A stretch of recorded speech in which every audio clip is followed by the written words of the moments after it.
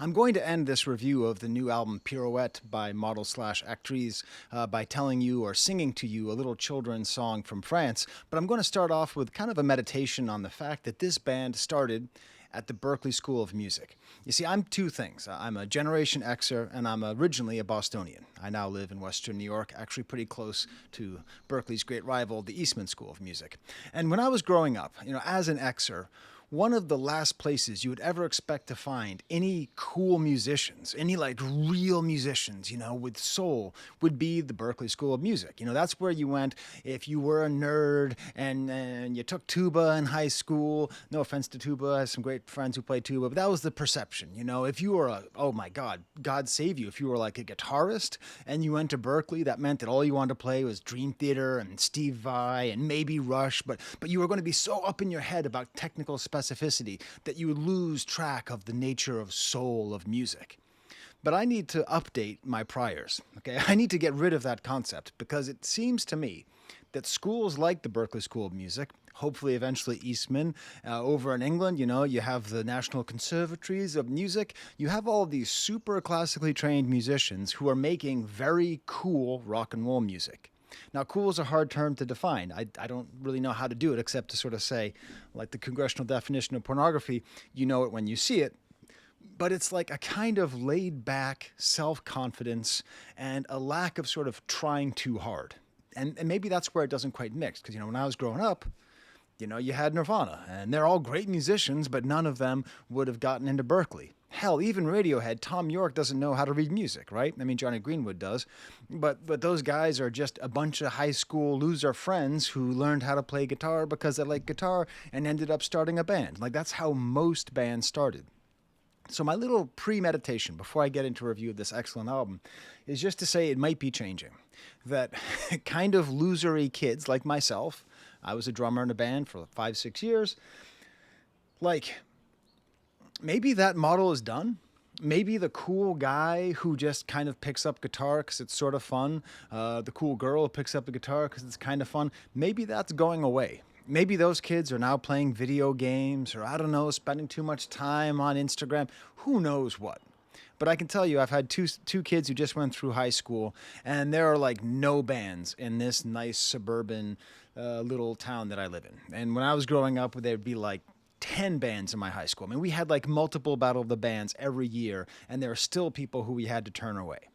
So this might be the future of rock. This kind of hyper-trained, classically trained musicians who, if you were a 90s kid like me, you'd be like, man, I only go to Berklee, because back in the day, Berklee was where you'd go to all the cool music shops or places like EU Wurlitzer's, Daddy Junkie Music. And they've now all been replaced by Guitar Center. And I think even Guitar Center closed down. Anyways, everything sucks now. Nothing's cool, except in Rochester, New York, where there's plenty of cool guitar stores. But, I only went to Berklee to see concerts or performances. I saw Louis C.K. there before. I saw Louis C.K. there. I saw Cigarrillos. Whoo, I saw them there. But I wouldn't take it seriously. But here we have potentially the truth that if in England we have bands like Black Country New Road making such great music with classically trained, formally educated musicians, maybe we have the same thing here with a band like Model Actriz. Which means I'm going to say something kind of scandalous about this band. And this is something you might not know, but I need to just get this out there because I don't know how it's possible. But the lead guitarist, Jack Wetmore, doesn't know how to play any chords. Thank you for auditing the Always Positive New Music Review Show, hosted by a French professor who will kind of explain what I'm talking about here with my trusty guitar here. This really ugly guitar with terrible action. It was a gift to my son. Okay, so this is called a guitar chord. Okay, that's a G. That's the first one you learn. You might learn C. That's where you play all these notes together and it makes like kind of this warm, enveloping sound, and it all sounds nice. Or it could even sound kind of dark, like an A minor. You can kind of go Beatlesy and throw a 9 on there, Beato. Infinity, right? Like you could do all those kinds of things. But apparently the guitarist for Model Actriz doesn't know how to play chords. He only knows how to play one note at a time. I'm being facetious. Obviously, he knows how to play chords. This is my way of talking about their style, which is wild. This is what I'm talking about. When you hear a band starts at Berklee, you expect them to be playing like all kinds of crazy time signatures and melodic and Lydian scales and all that stuff. Beato, Finity, Beato, right? Like that's what you expect. But these guys, instead of even playing chords or even playing, kind of like weird like jazzy funk chords, they're just like bricka.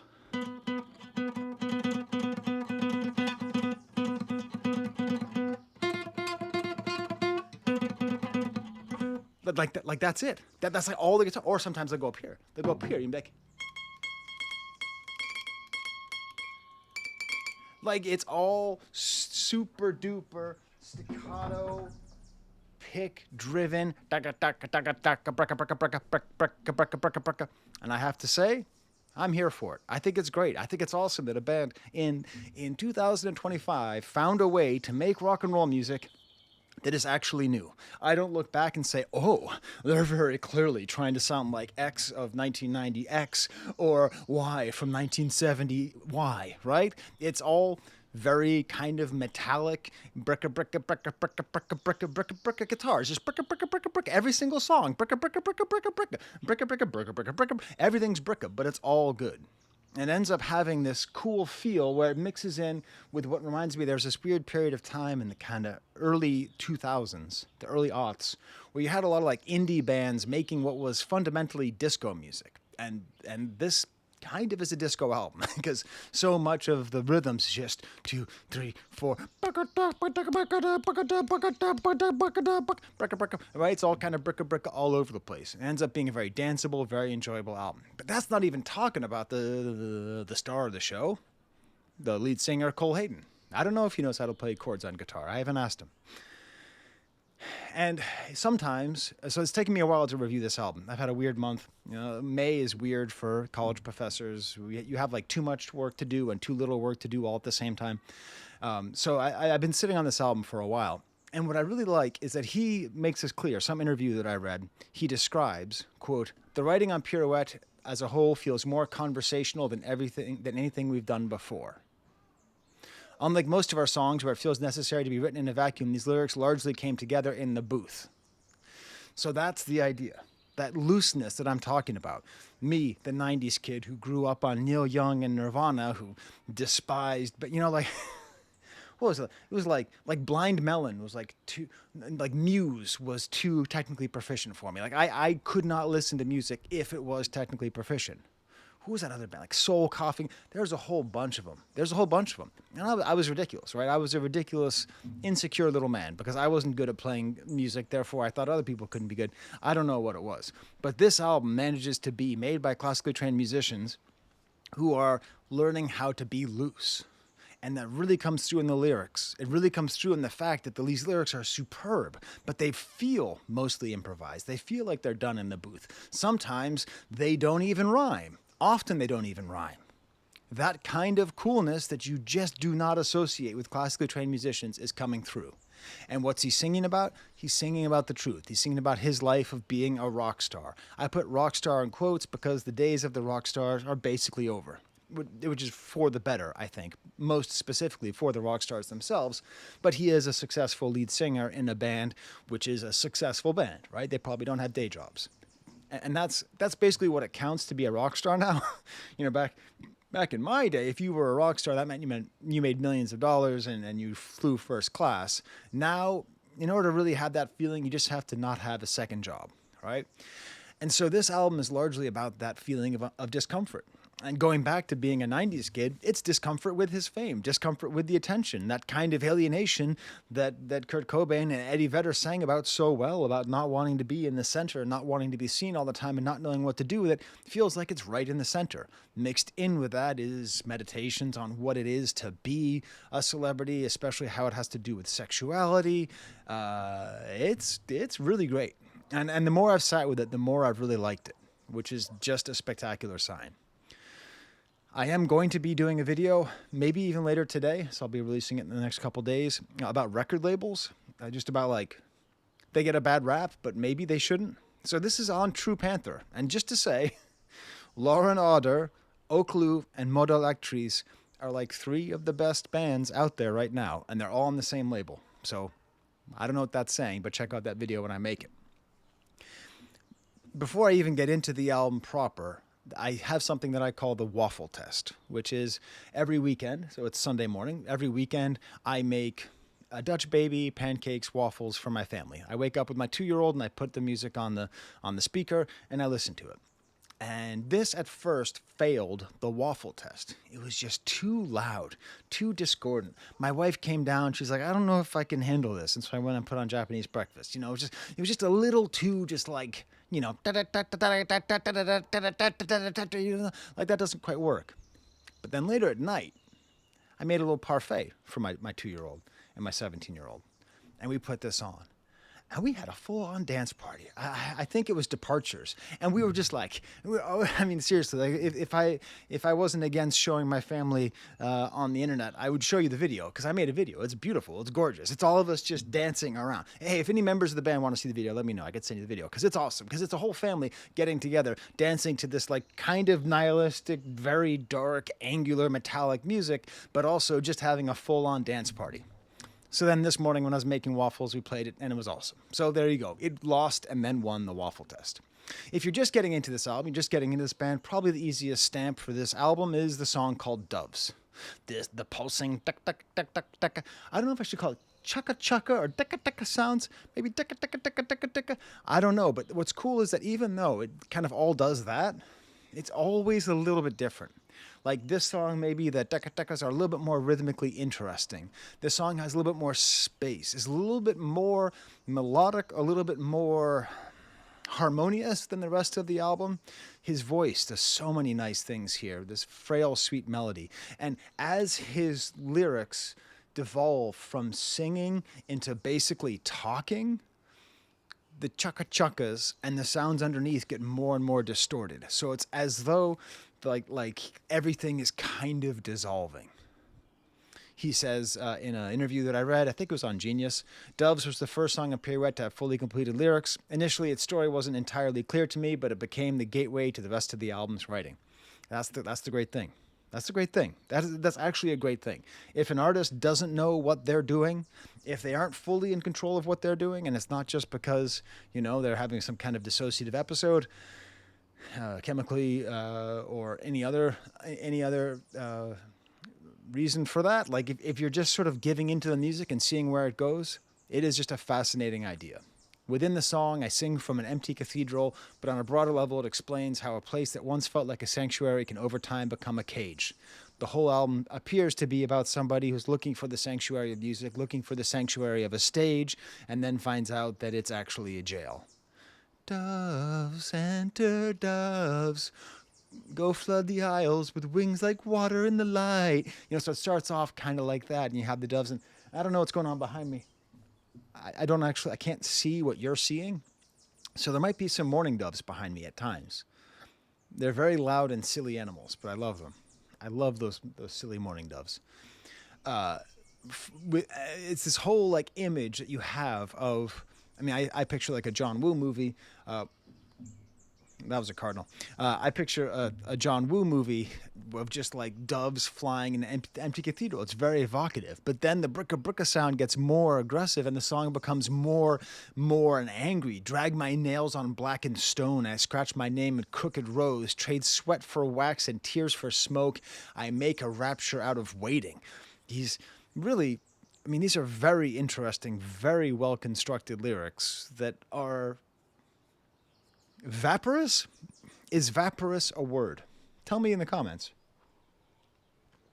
I'm hoping that the definition of vaporous is of or pertaining to vapor, meaning that they kind of, they come into focus and then kind of fade away. And then even ends with little Tom York, Bono-y, whoo at the end. It's a beautiful song. It's a whole journey.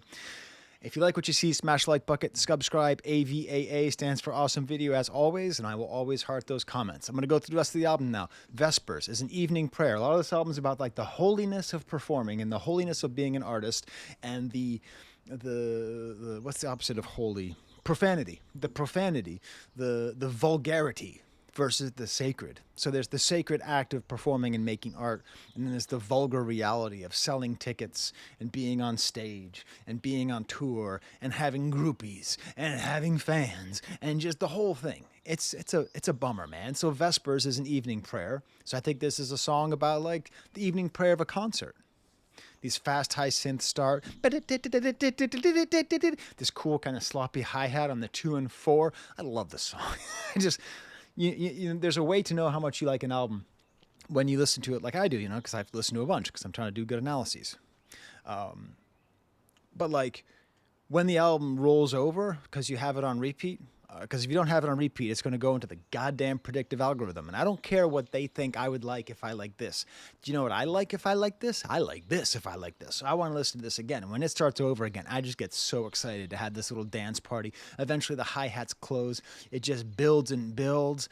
I'm all the lights, it's you. Always about these lights, always about the focus. And these horror sounds start when he says amen. And this is the cathedral turning into a cage. All that glitters remains forever. Now be unafraid to make it last. For all the days I saved to drive, for all the days I prayed to flower. You want your days to flower. You don't want them to be stuck in a bud. Vespers over, now descend from that tower. Very powerful opening. Leads into the song Cinderella, which is like the same basic idea, the same bucka bucka bucka bucka bucka bucka bucka bucka, same kind of bucka bucka sounds, but there's cool stuff happening behind where these rhythms fall out. Like the rhythms kind of like are a little bit off. It's almost polyrhythmic, but it's not trying to be polyrhythmic, okay? This is not the weather report, all right? This is just kind of cool and kind of funky. It takes talent to play this. You need to be classically trained, and I think in order to pull this off, any kind of consistency or smoothness. But it doesn't feel like it's trying too hard. Kind of spoken post-punk, kind of, I don't know, sort of an eroticism in the way he just says words. Talking about how he wanted to have a Cinderella party, but then broke out. So I guess the lead singer guy is gay, and that's like an important part of what he sings about the gay experience. And what I really like about it is that it feels like, there's just not been enough art about the gay experience. That's not saying there hasn't been a lot of art about the gay experience. And if we're going to be honest, on the whole, like the percentage of good art about the gay experience is very high. Like the percentage of good art on the hetero experience is probably like 10%. But like art about the gay experience is usually pretty good. It's usually pretty interesting. And part of that's because these are things that haven't been expressed. These are things which haven't been heard. Okay, they've been things that have been lived, but not explained or absorbed by the larger public.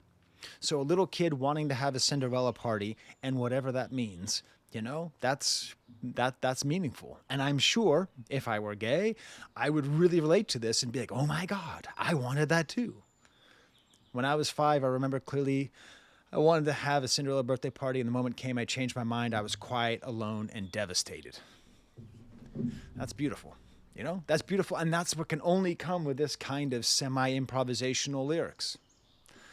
And then there's just the voice and the chukka chukka chukka sound. I love it. It's such a great song. And then we get to the third song, Poppy. So you might notice, you might be wondering, what is this? I have poppies in my, don't call the DEA, but I have poppies in my garden. It was a gift from Baba Christina in my neighborhood. She said, do you want some poppies? She's from Macedonia. Do you want some poppies? Here, take them. I'll bring them over. And she gave us, and we planted them, and then they just grew up for free. And the poppies are actually really beautiful when they bloom. This one's not going to bloom because I cut it down. I cut it down before it could bloom. You see, I tied it together with that last song. But poppies are beautiful. They're beautiful. They're also kind of weird, right? Because they're the source of opium, And they're like the source of a lot of death and danger and all that stuff. So anyways, instead of looking at me, why don't you look at what nature created? How beautiful. It's this little fuzzy thing, This little fuzzy poppy. Beautiful. Also, my kids call me Poppy instead of Dad. So there you go. Again, with these fast stabbing notes, but then the drummer's doing some great stuff on the ride. It's deceptively complicated. It's deceptively rich. I just had fun reading the comments on genius.com, and I think they said it better than I can. So beautiful, it's so delicate, at the same time so violent. Thank you, Lucas Sampaio96. You're dead on.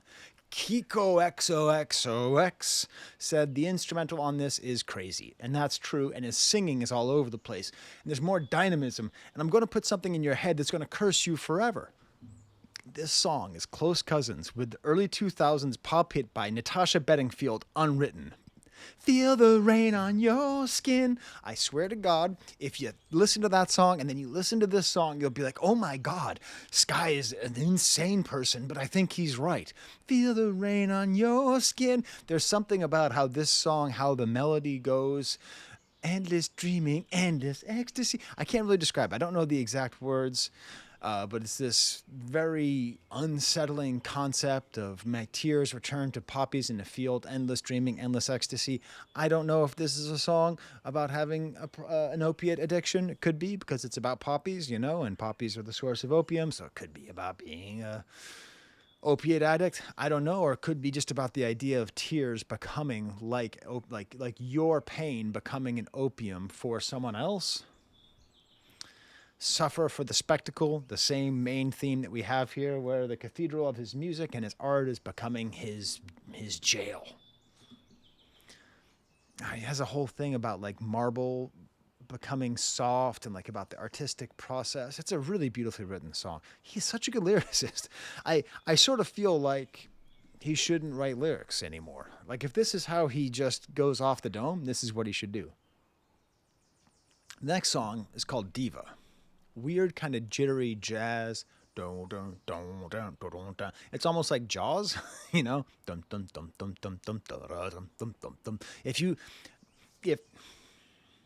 you ask the band Tool to play the Jaws theme, it would be Diva by Model/Actriz. All right? Matter of fact, this whole song has a super Tool vibe. Did you know for the past 25 years I was certain that the lead singer of Tool was gay because someone told me that?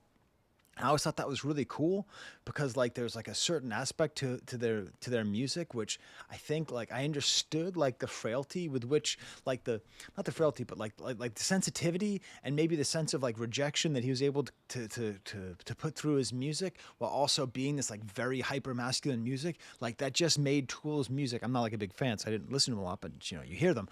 I remember thinking like, wow, that makes so much sense and that's so awesome. And then I looked it up before I did this video. It turns out it was bullshit. Turns out he's not. So it doesn't really matter either way, right? That's the dream. That it doesn't matter. But it did make his music perhaps more intriguing to me because having music that is so like metallically rough while underneath having these things that you have to struggle with in a largely homophobic society, no matter how much progress we've made, we still live in a homophobic society. I'm sorry, folks, we haven't crossed the line. We haven't crossed the finish line. We didn't succeed, okay? We're like not halfway there, but we're getting there, closer than we were when I was a kid. Anyways, all about like skipping practice, and it's about like being a diva. And it's also about getting hot dick in Europe, right? That's what it's about. Don't clip that, but that's what it's about. It's about like being on tour and having groupies and spending time overseas and like guys from Copenhagen and Amsterdam. And, I was in Europe when I was a young man. And there was a time where women did throw themselves at me a fair amount when I was young. I was in a relationship, so I didn't give into it. But it really screwed with my head. I mean, whoa, man. I went from like the ugliest kid in high school who didn't get a date, seriously, all high school. And then I was like international man of mystery, baby, So I can relate to this, even though I'm a 47-year-old happily married man at this point. You could call me a small business owner living in America while trapped in the body of an operatic diva. I'm such a soprano. He's like really struggling with the sexuality. He's struggling not like with his sexuality, but like with sexuality itself, like with a kind of not anonymous, but transitory sex life, having these kinds of experiences while trying to be an artist and basically just calling himself a small business owner. in the body of a diva. It's a beautiful idea, man. The doubt that this guy is able to put forth in his music is just great. Headlights is just this very low moment on the album that's just a story about having a friend and being attracted to his friend's friend. And it's a beautiful idea. Again, like, I'm not gay, so I don't know about this experience, but I can imagine if you are gay, growing up knowing there's not very many gay kids out there, right? Statistically, what, it's 10 to 20%, depending on what numbers you look at. So already you're kind of screwed. And if you grew up in a small town, then you're even more screwed. And you're just sort of like, who will ever want me? Who could I ever be with? Like, even if I was not unlovable, who is going to be attracted to me? Who I'd be attracted to? Just that whole question. I love it. I love this atmosphere. I love that he is sharing this experience with me, the listener, and that I can have more empathy, even though, I've lived most of my life. I think most of the male friends, on average, most of the friends I've made as an adult have been gay. Now that I think about it, it's a lot, right? So I do have a lot of lived experience, hearing from people about what it's like. But at the same time, having communicated music to a large audience is only good. And then we get to the song Acid Rain, which used to be a thing. People used to talk about Acid Rain all the time. They don't talk about it anymore. Bass with a kick and gets kind of arpeggiated. Really, really nice chords, simple drum beat. And this is where I just have to say it. I just have to say it. And I think I said it last time I reviewed. Didn't they break up, by the way? Didn't Model Actriz break up with their last album? I could have swore that happened. I could have swore. Anyways, I think I said how much his singing reminds me of Perfume Genius, but I do really hear it. And it's not... I'm not just saying, oh, gay guy, they sing the same. I'm not saying that. I'm saying like because I don't think Cole Hayden, at least at this point, has the range of Mike Cadrius.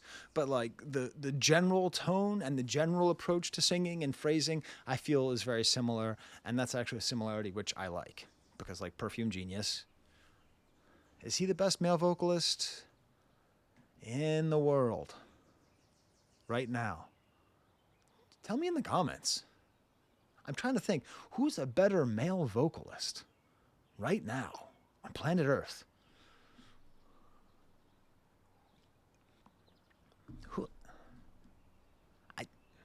Is that possible?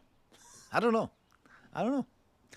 Then we get to Departures. That's the full disco song. Like a little flange, more kind of Nine Inch Nails sounding as well. This demand to be held and wanted, like Sirocco or Petrichor. All I want is to be beautiful. Like balustrade or parasol, work me into something beautiful. So these are just fancy words. Sirocco is a kind of wind. Petrichor is the smell after the rain.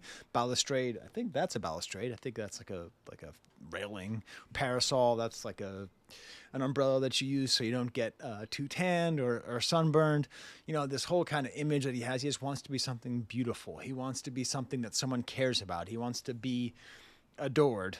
Well, at the same time, we know that he doesn't want to be adored and that being adored is a jail. And that's why he just has to have a dance party at the end here with some great off-rhythm notes. Audience, more offbeat extra notes, more incidental sounds, great guitar notes, 4 on the floor, 3, 4 on the bass drum. It builds really nicely. I love the interaction between the drum machine and the real drummer, and it's all about the audience. And this is, I have to tell you this. I don't know if I'm alone, but I'm a professor. I really am a professor. And sometimes I'll be standing in front of my class before the class begins, and I just look out at all these, fresh faces, and I just go, what the fuck are they looking at me for? Oh, shit. I'm their teacher. They expect me to explain something to them. Oh, man. Like, it doesn't matter. I've been teaching 15 years. It doesn't matter. I'll just be like, 20 years. God damn, I've been teaching for a long time. And you just go like, oh, they, it's that disassociation of being in front of an audience. And I feel like that's what he's singing about here. There's just something inevitably dissociative about performing because you're like, I'm the guy. Sometimes I'm in the audience looking at the guy, but now I'm the guy. I don't care who's out there. No, I remember I was told never be complacent. There's angels watching over us, all this. They'll send me straight to the Husgau for a lackluster performance. Also, perhaps maybe the perfectionism that goes into becoming this good of a musician, this good of an artist, has an internal There's an internal pressure on you to be perfect and perhaps an external pressure on you to be perfect. Ring Road is a different sound here, a little more blasted out, a little bit more avant-garde, a little bit more punky, just a blasted out beat. Times of happy, forget pain. Times of pain, forget happy. Ride the Ring Road, kind of shepherd's tone in here. And, Ring Road is the road that goes around the city, like, it's usually kind of a hellish road. Anyways, there's a lot of interpretations of Ring Road I could make, but I don't want to make any of them right now. So you tell me in the comments, what do you think? Then we get to the Stamped Doves, and then we get to the final track, Baton, which means stick in French. Just his voice in the beginning, not even rhyming, with these organ sounds, and it's church, and it's beautiful, full-on Perfume Genius style, and it's a heartfelt ode to a family member. The last album I reviewed was Rico Nasty's album, and that ended with a heartfelt song to her daughter. And right here, this is to his sister. And it's beautiful. I've said there's nothing to write, which I regret is dishonest. I've said I'm waiting to live through something meaningful. While I still can avoid exposing what I've experienced, you've always seen the geyser in me as a fountain. Just beautiful.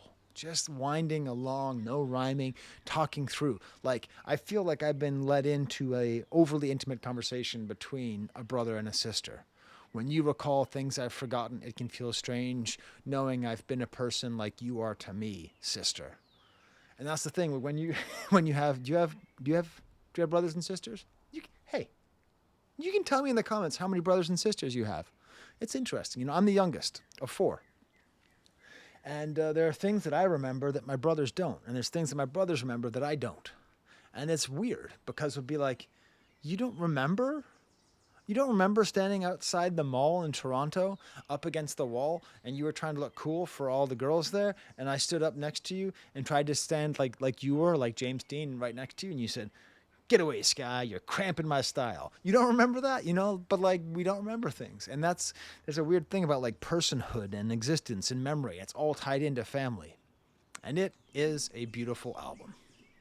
I asked my Patreons if they wanted a shout out, but I only asked them like 10 minutes ago, so I apologize. Only Zach said yes. I promised that I would sing you a French children's song. The album's called Pirouette, and there is a weird song called There Was a Little Man Pirouette. Il était un petit homme, pirouette, cacahuète. Il était un petit homme. Il avait une drôle de maison. Il avait une drôle de maison. It's this weird song about a man.